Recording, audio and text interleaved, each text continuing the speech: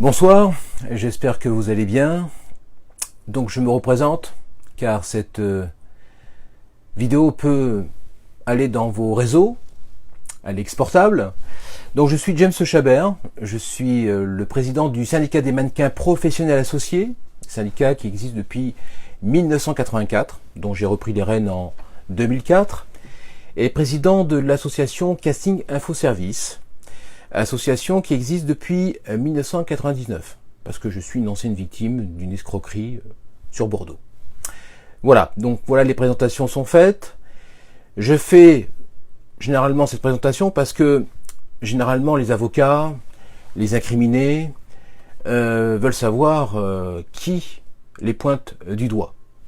Et pour ce soir, le sujet, comme il est grave, il était important qu'ils puissent savoir qui j'étais. Alors je ne suis pas tout seul au sein de l'association et du syndicat. Je suis entouré de bonnes âmes, comme je dis très souvent. Nous sommes à peu près une douzaine. Voilà, ça fluctue. Des fois on est un peu moins, des fois un peu plus. Et depuis donc 20 ans, nous faisons la chasse aux voyous du spectacle. Voilà. Ce soir, je vais vous parler d'un sujet qui est pas très abordé, enfin jamais abordé d'ailleurs dans les médias. Pourtant, j'ai donné les dossiers pour qu'ils fassent leurs enquêtes. Mais bouche cousue. Pourquoi? C'est très étonnant, car effectivement, on parle souvent des femmes qui sont agressées sexuellement ou violées, et pour cause, souvent, ce sont des hommes qui sont responsables. Mais jamais des dossiers de ces hommes qui recrutent d'autres hommes, dans les métiers du spectacle, j'entends. On ne sait pas pourquoi. Alors on essaie de réfléchir, on se dit mais pourquoi? On pose des questions aux journalistes. En fait, grosso modo, on ne parlera pas du sujet car les victimes ne sont pas bankable, inconnues du grand public, et puis ceux qui recrutent au top niveau sont trop importants, trop connus. On va dire qu'ils font partie du fleuron français. Et je peux dire aussi que les hommes qui se font agresser sexuellement ou violer sont encore plus honteux que les autres. Vous allez me dire pourquoi? Et on touche au mal. Alors, les faits sont graves, comme je dis, et j'ai pu déjà l'expliquer hier soir. Ce soir, je vais dénoncer Cyril Elong, dit Mason Ewing, de la Ewing Corporation. On nage en plein Dallas. Depuis au moins 10 ans. Alors comme les faits prospèrent, et qu'il y a un manque de courage des médias, et peut-être même de la justice française, qui savent ce qui se passe pourtant. Vous allez voir dans mon prochain post, puisque là je ne fais qu'amorcer le sujet, vous verrez. Alors, vous entendrez un audio d'une victime, qui m'a autorisé à diffuser son témoignage. Vous n'aurez pas ni son prénom ni son identité. Sous ma responsabilité, je donne le nom donc de l'incriminé.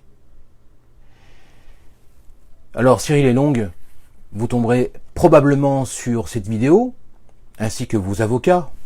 Peut-être que vous en avez beaucoup. Nous aussi on en a.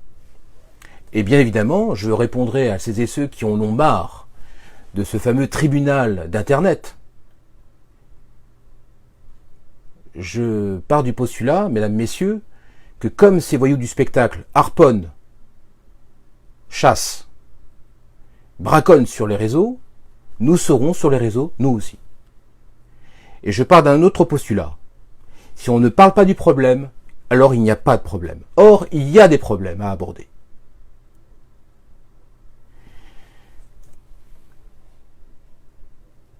Vous écouterez donc cet audio et que celles et ceux qui reconnaissent l'incriminé, eh bien vous avez peut-être le devoir, j'ai bien dit peut-être, je n'impose rien, hein, je propose que vous transmettiez l'information. Cet homme, vous le verrez, bénéficie d'une couverture médiatique importante, accompagné de personnalités connues, alors c'est quand même pas rien, Emmanuel Petit, le prince Albert de Monaco, et d'autres. Tout ça est mis en scène par le personnage, bien évidemment.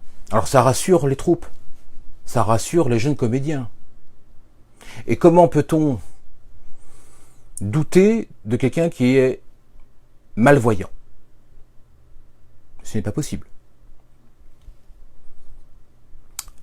Donc, je vais arrêter ce Facebook Live. J'espère que je n'ai pas été trop long. Et on se dit à demain pour un autre épisode encore, si je peux dire, jusqu'à la cérémonie des Césars qui aura lieu le vendredi 28. Alors tous les jours, un nouveau dossier pour ne pas laisser retomber la pression sur les voyous du spectacle. Je pense qu'il y a une carte à jouer et je demande aux plaignantes, aux plaignants, aux victimes et aux militants, il y en a d'autres, des gens comme moi, hein, de ne surtout pas passer cela sous silence, ou du moins laisser tomber la pression, retomber la pression. C'est le moment. Je vous remercie et bonne soirée.